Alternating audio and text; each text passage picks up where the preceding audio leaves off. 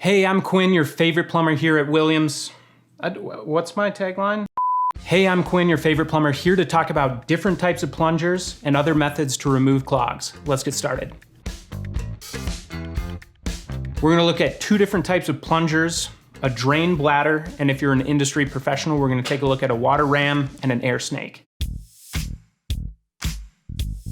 As industry professionals, oftentimes you'll walk into a bathroom and see this plunger next to the toilet because it's cute and dainty and matches the decor of the bathroom, when really this is not for unclogging a toilet, this is for unclogging a sink or bathtub. This flat seal, if you try to use it in a toilet, does not make a good seal, and so it won't get it unclogged. And so often this could save homeowners a lot of money if they use the correct plunger for the correct application. Let's check out this sink and drain plunger in action. This is great for kitchen sinks, bathtubs, showers, floor drains, anything that has a flat surface that this can seal nicely against. So you're gonna wanna make sure it has a good seal around, and then just pulsate it up and down, pushing that water back and forth to clear the clog.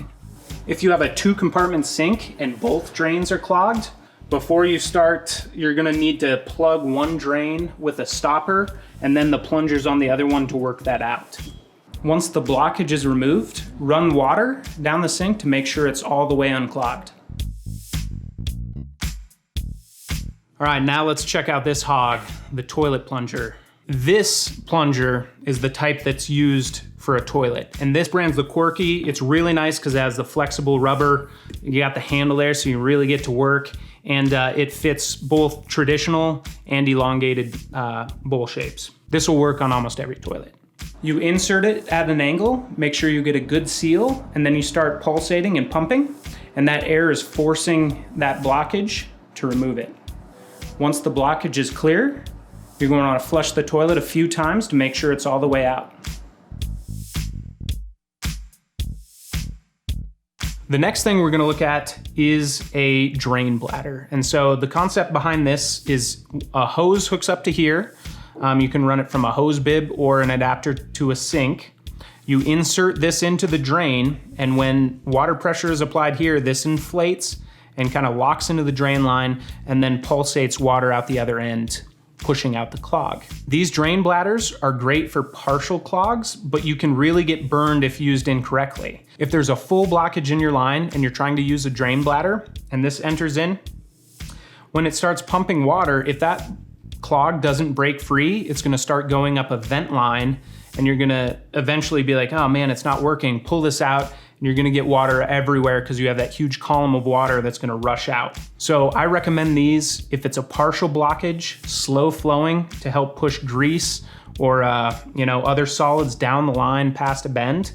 But if you're not using these correctly and it's a full blockage, you can get a huge mess on your hands. This won't work for roots. Obviously, it's just pulsating water. So if it's a root clog, you're gonna have to use a snake, and we'll cover that in a different video.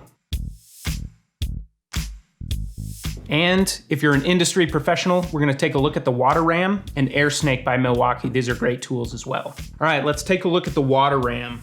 And these were used back in my day. This was a great option here. So the concept behind this is compressed air. Look at that baby, huh? Depending on what type of clog you're working with, you screw on the attachment you want. Then it's pumped up to the correct PSI. You got your PSI gauge here. So you're pumping up. If you haven't done this before, it takes a lot of work. Once it's in the jam, you hit the trigger and it'll fire the air. These are being replaced by battery-powered versions, so let's not even focus on this unless you're like 100 years old. All right, if you're an industry professional, let's take a look at this awesome tool. This is a Milwaukee air snake. This is fantastic. Our service techs have this on all their vans. So the concept behind the air snake is similar to the water ram, except it's the newer version. So we got the essentially an air compressor. Built in, we got our different nozzles depending on what type of blockage you're working on. The first thing you do is connect the quick attach head. This one's for a lav. Then you set your PSI. Once the PSI is set, you press the button to begin the air charging. Hold for 3 seconds.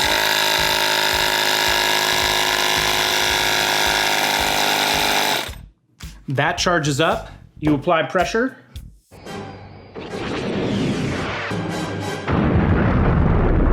I'm not gonna show the water ram because we're not 100 years old, but let's take a look at the air snake. All right, now we got our air ram. We have the lav attachment on it. That's at a slight angle so it fits in there without hitting the fixtures.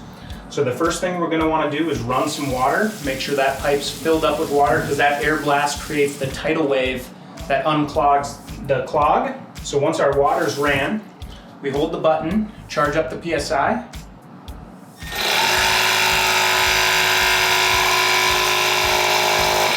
Remember, start small. We start at 10 to 15 PSI for the lavs.